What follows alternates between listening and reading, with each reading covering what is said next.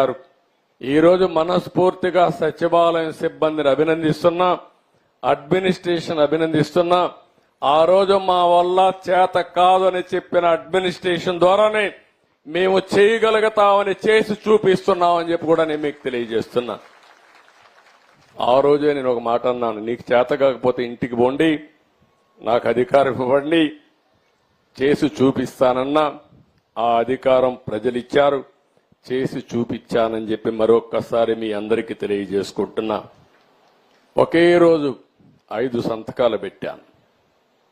ఒకటి డిఎస్సి, ఇక్కడ కూడా యూత్ ఉన్నారు, ఎన్నో సంవత్సరాలుగా ఉద్యోగాలు ఇవ్వలేదు.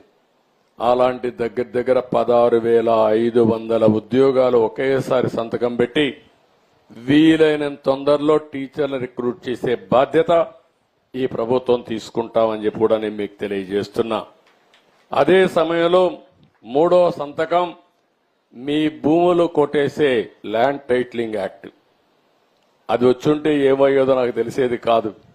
ఆ రోజు చెప్పాను, మీ భూమి వేరే వాళ్ళు రాసుకునేవాళ్ళు, మీది ఉండేది కాదు, తెల్లవారితే బాధపడుతూ కూర్చోవాలి. ఈ కబ్జాదారులంతా వచ్చి ఎవడు రాసుకున్నా మీరేమి చేయలేని పరిస్థితి ఉండేది. దాన్ని కూడా రద్దు చేయడం కోసం మొన్నే 2వ సంతకం పెట్టాను. కేబినెట్ డెసిషన్ కూడా అయిపోయింది. 3వ సంతకం అన్నా క్యాంటీన్. తప్పకుండా అమరావతిలో కూడా ఈ ప్రాంతంలో అన్నా క్యాంటీన్లు వస్తాయి. తద్వారా మళ్లీ పూర్వ రోజులు 5 రూపాయలకే అన్నా క్యాంటీన్కి పోయి కడుపు నిండా భోజనం చేసే పరిస్థితి వస్తుందని చెప్పి కూడా నేను మీకు తెలియజేస్తున్నా. అన్నా క్యాంటీన్ ఈ రోజు చూస్తే ఒక పవిత్రమైన కార్యక్రమం. ఎన్టీ రామారావు గారు మొట్టమొదటి రోజుల్లో తిరుమల తిరుపతి దేవస్థానంలో అన్నా క్యాంటీన్ ప్రారంభించాడు. అంటే ఫ్రీ మీల్ టీటీడీలో స్టార్ట్ చేశాడు. ఆ రోజు ఆయన ఒక మంచి ఇంటెన్షన్తో స్టార్ట్ చేశాడు. దానిపైన దాతలను ఇన్వైట్ చేశాం. ఈ రోజు దగ్గర 1,200-1,300 కోట్ల రూపాయల కార్పస్ ఉంది. ఎవరైనా సరే వాళ్ళ పిల్లల పుట్టినరోజున కానీ ఒక మంచి అకేషన్లో అన్నదానం చేయాలంటే రోజంతా చేయాలన్నా ఒకరోజు చేయాలన్నా చారిటీ కింద డబ్బులు ఇచ్చే పరిస్థితికి వచ్చారు. ఇప్పుడు చూస్తే ఎన్టీ రామారావు గారు పెట్టిన ప్రోగ్రాంలో మా మనోడు దేవాంశ్ ఒక రోజు 35 లక్షల రూపాయలు డొనేట్ చేసే పరిస్థితికి వచ్చాడంటే ఇది ఒక చరిత్ర, ఒక జ్ఞాపకం. ఆ మంచి కార్యక్రమం ఆ రోజు ఆయన ప్రారంభించాడు కాబట్టి ఈ రోజు మేము అక్కడ ఒకరోజు భోజనం పెట్టే పరిస్థితికి వచ్చాం. ఈ రోజు నేను అందుకే పెట్టాను, ఈ అన్నా క్యాంటీన్ పెట్టినప్పుడు రాష్ట్రం మొత్తం ఒక రోజు కావాలని డొనేట్ చేసే విధంగా డబ్బులుండేవాళ్లు డొనేట్ చేయొచ్చు. ఒక క్యాంటీన్కి ఇవ్వచ్చు, ఒక జిల్లాకి ఇవ్వచ్చు, అవసరమైతే మైక్లో మీరు చెప్పచ్చు, లేకపోతే మీరే పోయి సేవ చేయొచ్చు, వడ్డించచ్చు, వాళ్ళతో కలిసి పేదవాళ్లతో కలిసి భోంచేయచ్చు. అలాంటి ఒక మహత్తరమైన కార్యక్రమాన్ని విఘాతం కలిగించే విధంగా వచ్చిన వెంటనే ఉండే అన్నా క్యాంటీన్లన్నీ మూసేసే పరిస్థితికి వచ్చాడు.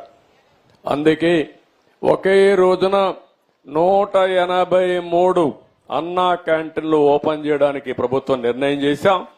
తొందరలోనే ప్రారంభిస్తామని చెప్పి కూడా నేను మీకు తెలియజేస్తున్నా. ఇంకొక పక్క స్కిల్ డెవలప్మెంట్. పిల్లలందరూ ఉద్యోగాలు చేయాలంటే ఈరోజు ఉద్యోగాలు ఉన్నాయి, ఉద్యోగాలకు అవసరమైన అర్హులు లేరు. ఈ 2 మిస్ మ్యాచ్ ఉన్నాయి. ఇంకొక పక్క మీరందరూ ఊర్లో వాళ్ళు ఉన్నారు, మీరు పనిచేస్తున్నారు, కష్టపడి పనిచేస్తున్నారు. కష్టపడి పనిచేయడం కంటే సాంకేతిక పరిజ్ఞానంతో పనిచేస్తే పేదవాళ్లు కూడా ఎక్కువ డబ్బులు సంపాదించుకునే అవకాశం వస్తుంది. అందుకనే స్కిల్ డెవలప్మెంట్ కింద ఫోకస్ చేశాం. నైపుణ్య కేంద్రాలు పెడతాం, ఎవరెవరికి ఏం నేర్పించాలో నేర్పిస్తాం. తద్వారా మీ ఆదాయం పెంచడానికి కూడా ముందుకు పోతామని చెప్పి కూడా నేను మీకు తెలియజేస్తున్నా. ఈ 5 నిర్ణయాలు ఒకే రోజు చేశాం. మళ్లీ మీ అందరికి హామీ ఇస్తున్నా, మీరందరూ కూడా 65 లక్షల మంది పింఛన్లు తీసుకున్న మొదటి రోజున ప్రభుత్వాన్ని ఆశీర్వదించండి, మమ్మల్ని కూడా ఆశీర్వదించండి. ఎందుకంటే ఈ ప్రభుత్వానికి ఇంకా ఎక్కువ శక్తి వస్తే ఇంకా ఎక్కువ సంపాదించి తిరిగి మీకు ఇచ్చే అవకాశం వస్తుంది. దానికోసం మీరందరూ ఎప్పటికప్పుడు భగవంతుడికి ధన్యవాదాలు తెలియజేస్తూ ప్రభుత్వాన్ని ఆశీర్వదించే కార్యక్రమం మీరు చేయండి. అది చేస్తే అది ఒక బలం. ఒకవేళ హిందువులైతే హిందూ దేవుళ్ళు కొలవండి, ముస్లింలైతే అల్లాను ప్రార్థించండి, క్రిస్టియన్స్ అయితే యేసు ప్రభువును ప్రార్థించండి. ఒక్క విషయం మీరు గుర్తుపెట్టుకోవాల్సిన అవసరం ఉంది. దేవుడు మనకందరికీ ధైర్యాన్ని, మనకు కావలసిన ఆలోచనలు ఇస్తాడు. ప్రభుత్వం అనేది మంచి ప్రభుత్వం ఉంటే మీ అందరికి అండగా ఉంటుంది, మీ అందరికీ వెసులుబాటు వచ్చే పరిస్థితి వస్తుంది. 5 ఏళ్లు ఒకసారి మీరు ఆలోచిస్తే ఇదే మారిగా 5 సంవత్సరాలు అభివృద్ధి చేసి సంక్షేమ కార్యక్రమాలు చేస్తుంటే మనకి ఇప్పుడు ఇబ్బందులు వచ్చేటివి కాదు. అందుకే నేను ఒకటే చెప్తున్నా, ఈ ప్రభుత్వం ప్రజా ప్రభుత్వం, ప్రజల ప్రభుత్వం. నిరంతరం మీకోసం పనిచేస్తాం. ఇది మొదటి చర్య, ఒక హిస్టారికల్ చర్య. ఒకే రోజు 4,408 కోట్ల రూపాయలు 65,31,00,000 మందికి ఇవ్వడం ఇది ఒక చరిత్ర. దీన్ని కొనసాగించే విధంగా మేము ఆలోచిస్తాం. మమ్మల్ని నిండు మనసుతో ఆశీర్వదించి సహకరించండి. ఇంకొక పక్క కూడా మీకు విజ్ఞప్తి చేస్తున్నా, మా ఆలోచన పేదరికం లేని సమాజం, ఆర్థిక అసమానతలు తగ్గించే విధానాలకు శ్రీకారం చుట్టడం. అది ప్రభుత్వ విధానాల వల్లనే సాధ్యం. అలాంటి నిర్ణయాలు తీసుకుంటాం. మీరు కూడా సహకరించాలి. మళ్ళీ వాళ్ళు వీళ్ళు వచ్చేది కథలు చెప్తే మీరందరూ గుర్తుపెట్టుకోవాల్సిన అవసరం ఉంది. 2019లో తెలుగుదేశం పార్టీ ఆ రోజు గెలుచుంటే ఈ రోజు మనందరికీ ఇబ్బందులు వచ్చేటివి కాదు, మీకు ఇబ్బందులు వచ్చేటివి కాదు, నాకు ఇబ్బందులు వచ్చేటివి కాదు, అధికార యంత్రాంగానికి ఇబ్బందులు వచ్చేటివి కాదు. ఎప్పుడు కూడా కంటిన్యూటీ చాలా ముఖ్యం. ప్రభుత్వం అనేది బాగా స్పీడ్లో పోతా ఉంటే స్పీడ్ బ్రేకర్ వేసి రివర్స్ కొట్టి రివర్స్ టెండర్ అనే పేరు పెట్టి అందరినీ కూడా మన బ్రతుకులే రివర్స్ చేసేశారు. ఇప్పుడు ఇక్కడి నుంచి మళ్ళా కోలుకుని మళ్ళా ముందుకు పోవాల్సిన అవసరం ఉంది. మళ్ళా అప్పుడప్పుడు మీకు ఆలోచనలు మారుతా ఉంటే అన్ని చేశాడు కాబట్టి ఈసారి ఇంకొకరు చూద్దాం అనుకుంటే మాత్రం మళ్ళా ఈ రోజులే వస్తాయి. అది గుర్తుపెట్టుకోవాల్సిన అందరిని కోరుకుంటూ మీరందరూ అనునిత్యం ఆలోచించుకోవాలి. ఈ రోజు నుంచి ప్రభుత్వ విధానాలు ఏ విధంగా మారాయి, ఒక ప్రభుత్వం మారితే ఎంత వెసులుబాటు వస్తుంది, మీ జీవితాలు ఏ విధంగా వెలుగు వస్తుందనే విషయాలు కూడా ఆలోచించుకొని అందరం కలిసి సమిష్టిగా పనిచేద్దాం.